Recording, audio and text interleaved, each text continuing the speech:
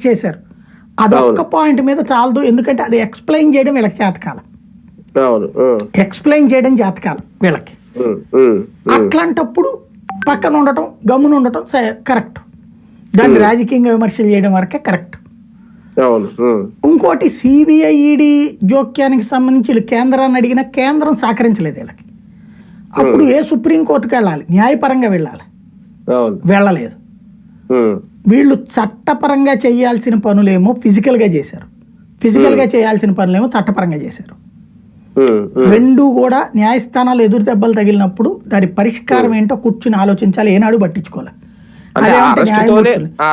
ఒక బలమైన కూటమి ఏర్పాటైంది అని అనుకోవాలి. అది అబద్ధం అండి, కూటమి అంతకు ముందే ఉంది, జస్ట్ అదొక దాన్ని అఫీషియల్ అనౌన్స్మెంట్, అఫీషియల్ ఏమో అంత ముందే ఉన్నది కదా.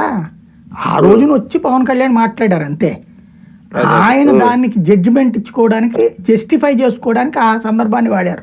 బట్ అప్పటికే వాళ్ళతోనే కలిసి ఉన్నారు కదా, 4 సార్లు మీటింగ్లు కూడా అయిపోయినాయి కదా.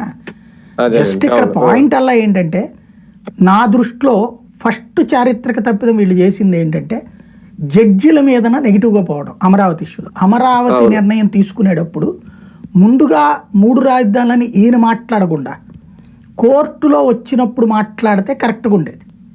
కోర్టు చార్జ్ చెప్పించుకోవాల్సింది ఈయన మాట్లాడేయడంతో ఫెయిల్యూర్. అమరావతి విషయం మొట్టమొదటి రాంగ్ స్టెప్ జగన్ చేసింది. ఎక్స్ప్లెయిన్ చేయగలగడంలో సక్సెస్ అయ్యాడు కానీ చట్టపరంగా ఫెయిల్ అయ్యాడు.